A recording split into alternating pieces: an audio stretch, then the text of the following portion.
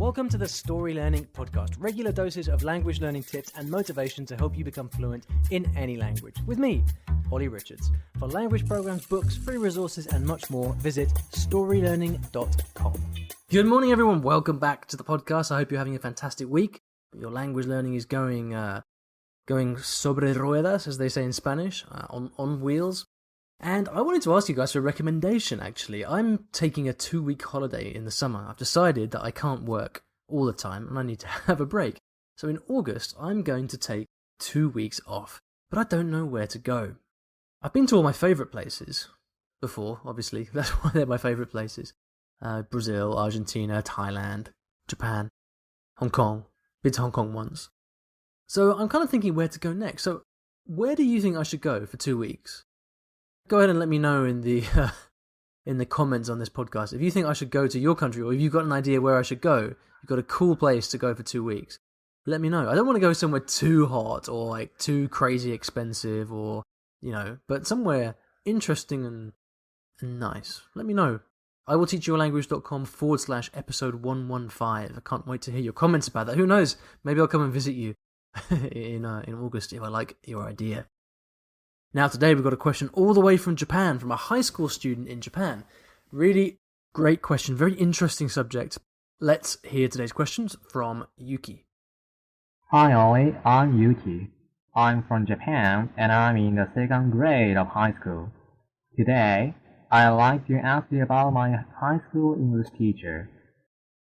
I've taken some speaking lessons in my English school, so I'm used to communicating in English. The problem is my speed.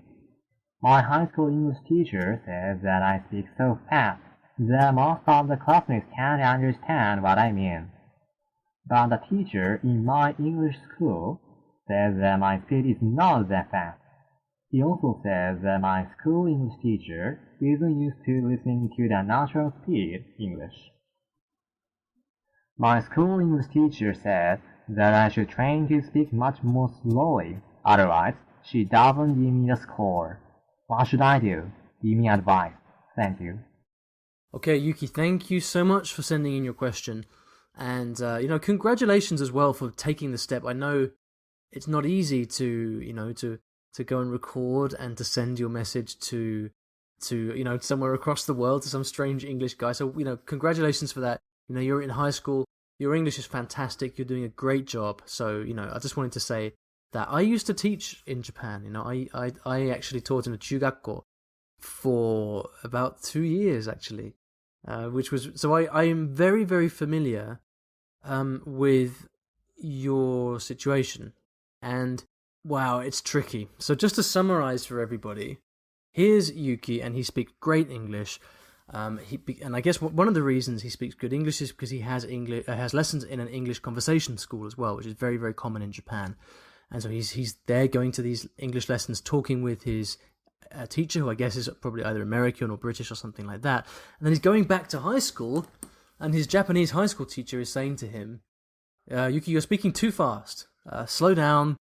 Your other classmates can't understand you, and maybe even the teacher can't understand what you're saying.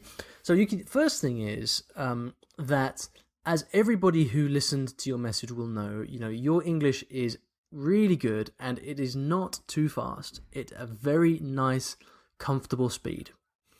Now, I don't know if the way that you talk normally is the same as the speed on the recording, but certainly if you're speaking the same way that you're speaking on the recording, then you're doing a great job. So I'd say your English teacher in the English school is correct. You're doing a really good job. Now, as for what's happening in the high school, well, any number of things can be happening. It depends a lot on who your high school teacher is. I don't know if his English is good or not. I've met lots of different English teachers. Most of them in Japan were very, very supportive, and they were very, very encouraging, and they loved it when students went and did extra work. But I've also met a few English teachers in Japan in schools who were not actually very confident in their English. Now, I don't know why he's telling you have to slow down. I don't know if it's because he doesn't understand, or if it's because he thinks your classmates don't understand. I don't know. It's difficult to say. But the question here really is bigger than just what he says. It's like, what do you do? Do you follow what your teachers and what the education system asks you to do, even if you know it's not the right thing? The way that English is taught in Japan in schools is not great. It's a lot of it's virtually no speaking. It's all grammar translation. It's reading and translating texts word for word. There's virtually no communication, so I would never teach someone English the way that English is taught in schools in Japan. And the reality also, Yuki, is that from the perspective of your teacher, your high school teacher, he has a very fixed curriculum to follow. He doesn't have a lot of choice.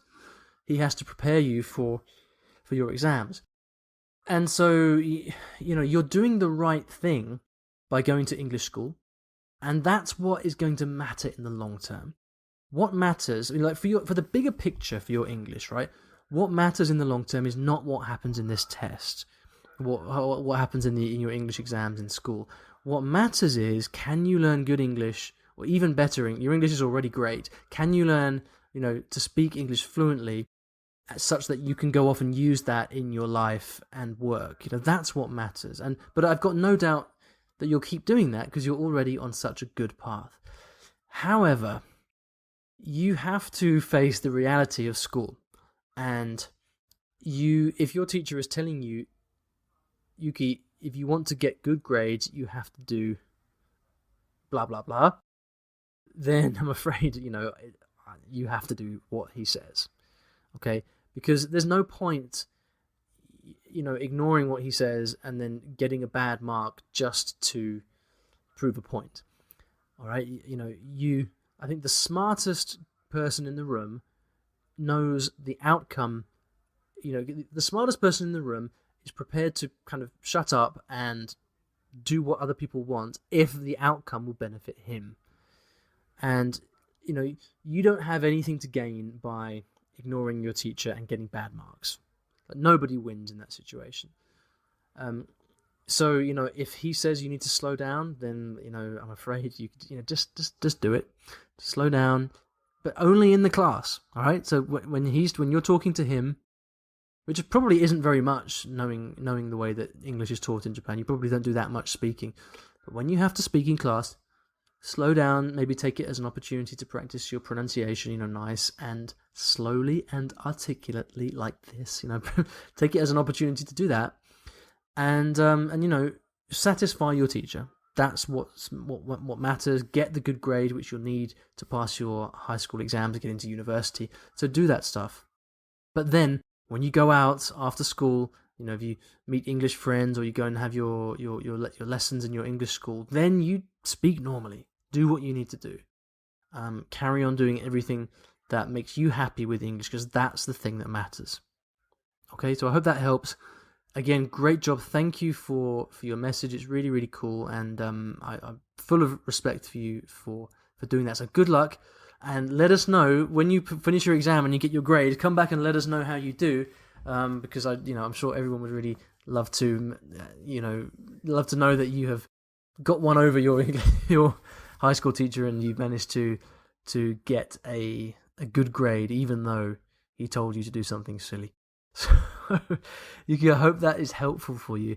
If you guys would like to ask me a question, like Yuki's done, then you can. I'd love to get questions from people. Simply head over to iwillteachyoualanguage.com/ask, and you can leave me a message there. Also, if you get any value from the podcast, if you enjoy listening to the episodes, then please, please, please do leave me a review on iTunes. They're really, really helpful. It helps motivate me to keep going, and I will also read out new reviews from time to time as they come in. If you'd like to leave a review, then simply go to iTunes, search for I Will Teach You a Language, and then you can follow the instructions to do that there. Alright, so I hope that was helpful. I will see you back in the next episode of the podcast. Take care. Thanks for listening to today's episode, and in case you didn't already know, I teach languages in a rather unusual way through stories. Now, stories are a great way to learn a new language because when you're engrossed in a story, you remember things more easily, and the mechanics of the language just start clicking inside your brain. It's quite something, and if you'd like to find out how you can learn a new language or improve your skills in a language that you already know and do it with the power of stories, then you should check out my free Story Learning Kit, which will teach you exactly how this method works and how you can use it yourself to learn a new language. Visit storylearning.com/podkit, that's PODKIT, to get free access. Inside, you'll find explanatory videos, masterclasses, worksheets, short stories to practice with, and much, much more. Once again, that is storylearning.com/podkit, PODKIT, and if you're lucky, you might also find a link in the podcast description or show notes of this episode.